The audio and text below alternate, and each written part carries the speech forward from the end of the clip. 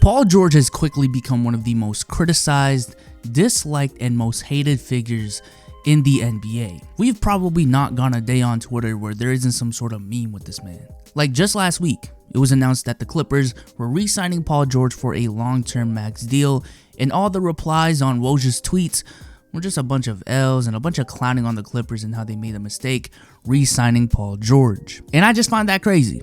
I do. Because it wasn't too long ago when the idea of talking down on PG like this seemed so far-fetched. It wasn't too long ago when, if anything, PG was the golden boy of the NBA, the next man up. And now here we are, and Paul George is one of the most despised figures in the league. Well, today, we're going to be taking a deep dive into that as I try to explain to y'all why everyone hates Paul George. Before we get going, it'd be very appreciated if you guys can leave a like and subscribe to the channel and turn on noties. It helps the channel out a lot. It supports the content I make on here. It takes 2 seconds of your time. But with that being said, let's first start off with PG's rise to NBA stardom. Because you can't be disappointed if you don't have expectations, but at that same token, there had to be a reason why you had those expectations in the first place. Well, in a time far, far away, Paul George, like I said earlier, was actually the golden boy of the NBA. In the 2012-2013 season, he won the most improved player, averaging roughly 17 points, 8 rebounds, 4 assists, and 2 steals a game at a young 22 years old. And then in the playoffs, he would lead the Indiana Pacers to a Eastern Conference Finals appearance where he pushed a 66-win Miami Heat team with nearly unanimous, almost Defensive Player of the Year, arguably the greatest player of all time, prime LeBron James, all the way to 7 games, where he had this play. Here comes George, got the step and scuffs one move and counts in the foul. And this play. George fires for the tie. He got it! George with a 3-pointer to tie the game. Man, I still remember that like it was yesterday. Like, man, good times. Good times. The season after, Paul George would continue his improvement across the board, and this time he would lead the Pacers to a 56-win season, which was good enough for the best record in the conference, and he ultimately led them all the way back to the Eastern Conference Finals, where the Pacers would push the Heat to another competitive 6-game series. And by the end of the 2014 season, Paul George was viewed as the next man up in the NBA, and rightfully so. I mean, just think about it.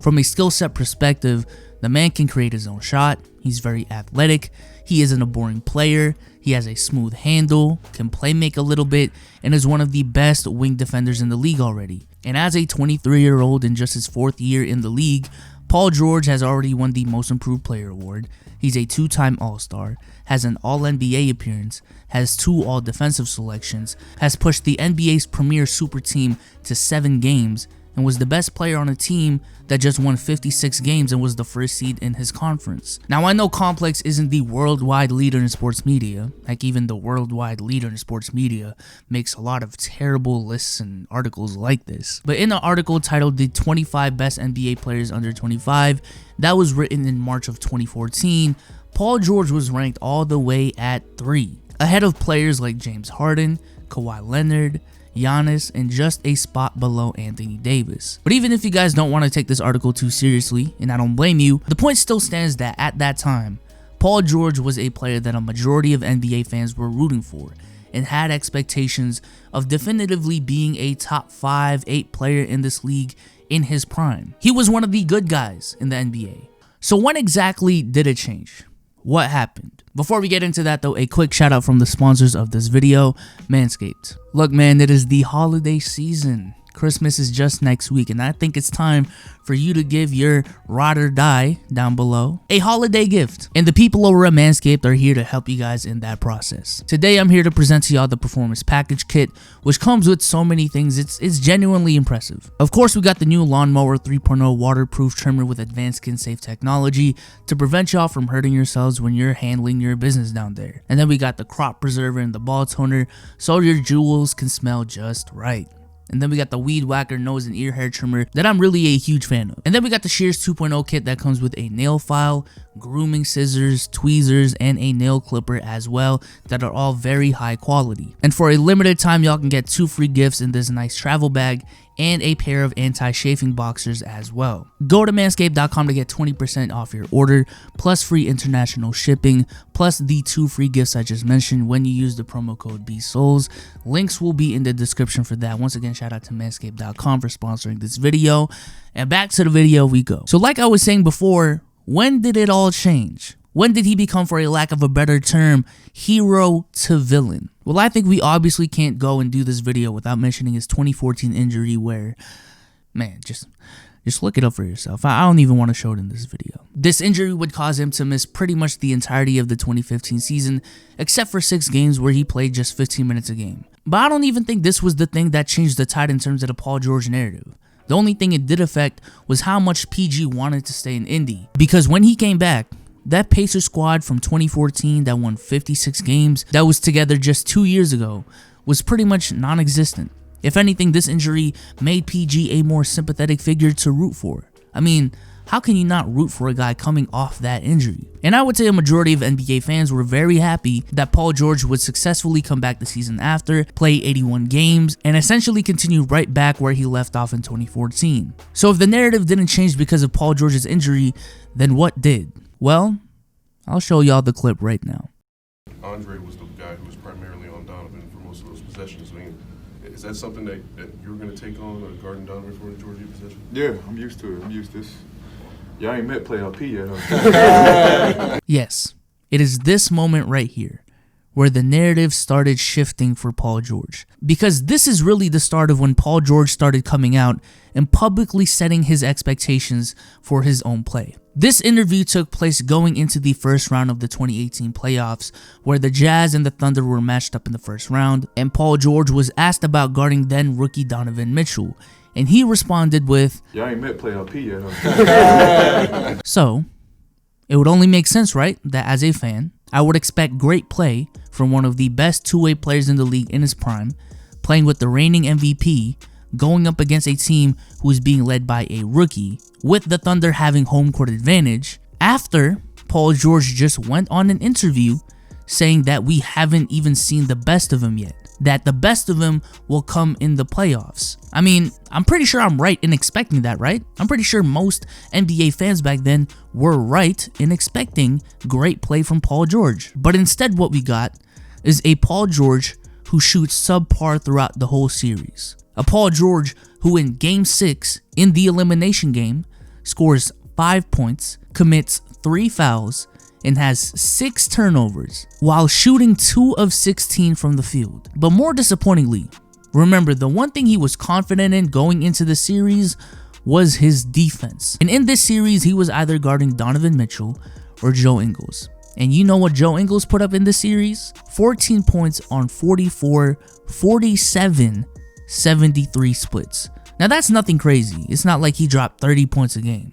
But for a guy being guarded by an all-defensive defender, one of the best wing defenders in the league, playoff P, Paul George, you would expect those splits to be lower. But if he wasn't guarding Joe Ingles, he was guarding mere rookie Donovan Mitchell.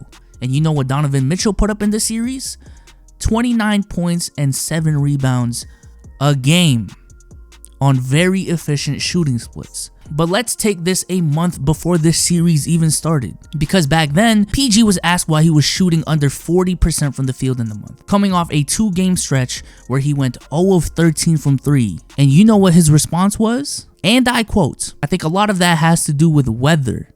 Weather feels good, body is naturally warm. Playoff time is always around when we're getting into that good weather. Sun's out, I think that's really where it stems from."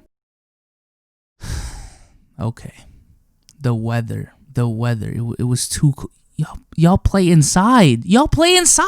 So you know what? Let's specifically look at the weather in Salt Lake City, Utah on April 27th, 2018, Game 6 of the first round when Paul George put up that dud I explained earlier.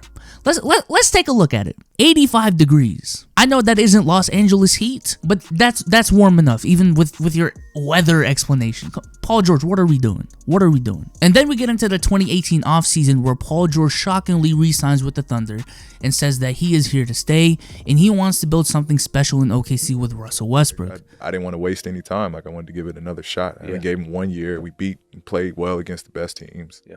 I wanted to give it a real shot. But then in the offseason after, he would immediately request a trade to go to the Clippers. But then even in his request to go to LA, he starts coming out and starts saying that he's been a Clippers fan his whole life and that this is where he's always wanted to play.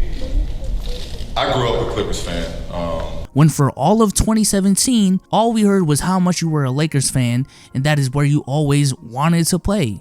I mean, he said it here, here, and here. And then we get into the 2020 season where Paul George missed a lot of games due to the shoulder surgery he was recovering from after the 2019 season. And fortunately, due to the time off between the suspension and the bubble's return, that gave Paul George enough time to heal the surgery even more. So much so that he went on to say back in July that the shoulder injuries were no longer a problem anymore. In that same interview, Paul George also said this: "For this team, man, I think our aspirations, again, this time off has given us what we needed. We had some guys that were banged up, nagging injuries. The more time gave us more time for us to aid those injuries and to get back to 100. I felt our relationships within the team grew even more because everyone was contacting each other. Everybody was in touch, making sure we was pushing each other to stay ready. I think our communication, I think our chemistry has grown a lot. So, you know, I think because of that, because of the halt in the season, it really benefited us." So for him to say this, Internally, we've always felt this is not a championship or bust year for us. I think that's really the tell of the tape of the season. We just didn't have enough time together. after the quote I just read, and after him going on Kevin Hart's little show or whatever it is, and saying this, You get to LA. This team that you guys have, is it a get it done or bust, or is it patience within said 2 years or 3-year time? I think immediately we expected to come in and win it all. Like we didn't have no other like, hey, this is gonna take a year to get used to one another. you have no option but to look at Paul George and say that he's capping. He is capping. Also, please explain to me how the reigning finals MVP and the guy who just finished third in regular season MVP voting, joining in the same offseason with a championship-proven coach on a squad that has an all-defensive team point guard and 2 six-man of the year candidates, all being on the same team, does not have any championship aspirations. And more recently, he has made some more statements. The way I was being used, I felt like I was, Doc was trying to play me as like a Ray Allen or like a JJ Redick, like all pin downs, all like. To say that that's all Doc Rivers did is just a lie. Paul George, you just came off a season where you shot 10 threes a game. Matter of fact, in 3 of the 4 seasons prior to joining the Clippers, Paul George has shot at least 7. Yes, 7 3-pointers a game. The 1 out of 4 being a season where he averaged 6.6. And in LA, he shot 7.9. Again, nothing too out of the ordinary. As a matter of fact, if you look at his field goal attempts per game that come off of catch and shoots, Paul George went from averaging roughly 6 a game in his 2 years in OKC to a rounded up 5 a game on the Clippers. And this is applicable to both the regular season and in the playoffs. So Paul George, what are we talking about here? What are we talking about? The reason why Paul George is so hated is, quite frankly, Paul George is a hypocrite. Not so much in Indiana, but ever since he joined OKC, it has been the same story every single year. We have certain expectations, he if anything confirms them and doubles down on them, and as soon as he underperforms or can't hold his end of the bargain, he suddenly switches the narrative to something completely different, whether that be backtracking on claims he's made in the past or fully deflecting the blame to another player or another thing. And more often than not, Paul George would rather point the finger at anybody else but him for his underwhelming play and inevitably the underwhelming outcome of his teams. I just can't believe he actually blamed the weather. The weather. Man, if y'all like this video, leave a like on this video. Subscribe to the channel, turn on notice. 2 videos on the screen right here. I'm out, man. What the weather?